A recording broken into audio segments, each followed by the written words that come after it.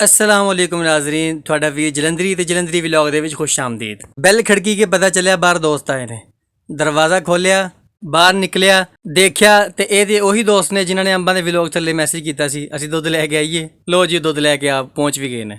ਕਹਿੰਦੇ ਅੰਬ ਹੈਗੇ ਕਿ ਮੋਗੇ? ਮੈਂ ਕਿਹਾ ਜੀ ਹੈਗੇ ਜੀ, ਵੈਲਕਮ ਜੀ। ਪ੍ਰੋਗਰਾਮ ਬਣਿਆ ਬਾਹਰ ਘੁੰਮ ਫਿਰ ਆਈਏ। ਮੈਂ ਕਿਹਾ ਚਲੋ ਨਿਕਲੋ, ਚਲੀਏ ਘੁੰਮ ਫਿਰ ਆਈਏ। ਮੋਟਰਸਾਈਕਲਾਂ ਕੱਢੀਆਂ, ਗੜੀ ਸ਼ੋ ਚੌਂਕ 'ਚ ਪਹੁੰਚੇ, ਇਸ਼ਾਰਾ ਖੁੱਲਾ ਵੇਖਿਆ, ਮੋਟਰਸਾਈਕਲ ਭਜਾਈ ਤੇ ਇਸ਼ਾਰਾ ਕ੍ਰਾਸ ਕਰ ਲਿਆ।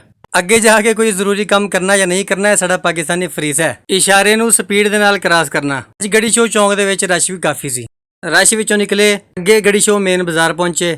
ਮੂੰਹ ਚੁੱਕ ਕੇ ਸੱਜੇ ਖੱਬੇ ਵੇਖਦੇ ਹੋਏ ਮੋਟਰਸਾਈਕਲ ਭਜਾਉਂਦੇ ਹੋਏ ਅਚਾਨਕ ਧਿਆਨ ਪਿਆ ਡੋਗਰ ਸੱਜੀ ਤੇ। ਪਲਾਨ ਬਣਿਆ ਸੱਜੀ ਨਾ ਖਾ ਲਈਏ, ਡਨ ਕੀਤਾ, ਯੂ ਟਰਨ ਮਾਰਿਆ, ਦੁਬਾਰਾ ਡੋਗਰ ਸੱਜੀ ਤੇ। ਮੋਟਰਸਾਈਕਲਾਂ ਪਾਰਕ ਕੀਤੀਆਂ, ਹੋਰ ਦੀ ਸਭ ਤੋਂ ਬਿਹਤਰੀਨ ਸੱਜੀ ਹੈ। ਅਗਰ ਇਸ ਤੋਂ ਵਧੀਆ ਕੋਈ ਸੱਜੀ ਹੈ ਤੇ ਕਮੈਂਟ ਦੇ ਵਿੱਚ ਸਾਨੂੰ ਜ਼ਰੂਰ ਦੱਸਣਾ। ਇਹ ਸਾਹਮਣੇ ਇਹਨਾਂ ਦਾ ਫੈਮਿਲੀ ਹਾਲ ਹੈ, ਇੱਧਰ ਪਾਰਸਲ ਸੈਟਿੰਗ ਹੈ।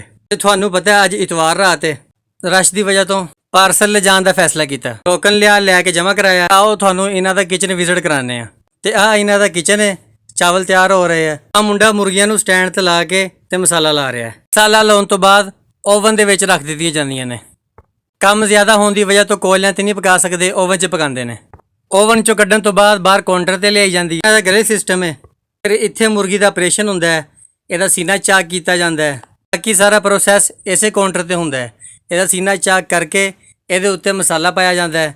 ਮਸਾਲਾ ਛਿੜਕਣ ਤੋਂ ਬਾਅਦ ਇਹਦੇ ਉੱਤੇ ਨਿੰਬੂ ਦਾ ਪਾਣੀ ਪਾਇਆ ਜਾਂਦਾ ਹੈ। ਨਿੰਬੂ ਦੇ ਪਾਣੀ ਦੇ ਨਾਲ ਨਾਲ ਮੂੰਹ 'ਚੋਂ ਪਾਣੀ ਆਉਂਦਾ ਹੈ। ਫਿਰ ਗਰਮਾ ਗਰਮ ਚਾਵਲਾਂ ਦੇ ਨਾਲ ਪੇਸ਼ ਕੀਤੀ ਜਾਂਦੀ ਹੈ। ਚਲੋ ਹੁਣ ਸਾਡਾ ਪਾਰਸਲ ਵੀ ਤਿਆਰ ਹੋ ਗਿਆ, ਪਾਰਸਲ ਲਈਏ ਤੇ ਚਲੀਏ ਘਰ ਨੂੰ। ਅਸੀਂ ਆਪਣਾ ਪਾਰਸਲ ਲਿਆ, ਧਿਆਨ ਮਾਰਿਆ, ਚੀਜ਼ਾਂ ਪੂਰੀਆਂ ਨੇ ਤੇ ਅਸੀਂ ਅਲਵਿਦਾ ਕਿਹਾ ਡੋਗਰ ਸੱਜੀ ਤੇ ਸਪੀਡੋ ਸਪੀਡ ਅਸੀਂ ਘਰ। ਜਦੋਂ ਗਰਮਾ ਗਰਮ ਸੱਜੀ ਹੱਥ ਵਿੱਚ ਹੋਵੇ ਤੇ ਫਿਰ ਇੰਤਜ਼ਾਰ ਨਹੀਂ ਹੁੰਦਾ। ਬਰਤਨ ਵੀ ਯਾਦ ਨਹੀਂ ਰਹੇ, ਉਸੇ ਫਾਈਲ ਪੇਪਰ ਦੇ ਉੱਤੇ ਚਾਵਲ ਸੁੱਟੇ ਤੇ ਬਿਸਮਿਲ੍ਲਾਹਿ ਵਾਲਾ ਬਰਕਤਿल्ला। ਓਏ ਹੋਏ ਹੋਏ ਹੋਏ, ਸੁਭਾਨ ਅੱਲਾ ਸੁਭਾਨ ਅੱਲਾ। ਤੇ ਦੋ ਕਿਸਮ ਦੀ ਚਟਨੀਆਂ ਦੇ ਨਾਲ ਅਲਹਮਦੁਲਿਲਾ।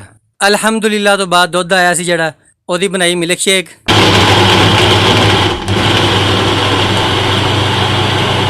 ਅੱਲਾਹ ਪਾਕ ਦੀ ਇੱਕ ਹੋਰ ਨੇਮਤ ਤੋਂ ਮੁਸਤਫੀਦ ਹੋਏ ਤੇ ਅੱਲਾਹ ਦੇ ਹਵਾਲੇ ਸਾਨੂੰ ਦਿਓ ਇਜਾਜ਼ਤ। ਅਗਲੇ ਵਲੋਗ 'ਚ ਮੁਲਾਕਾਤ ਹੋਏ।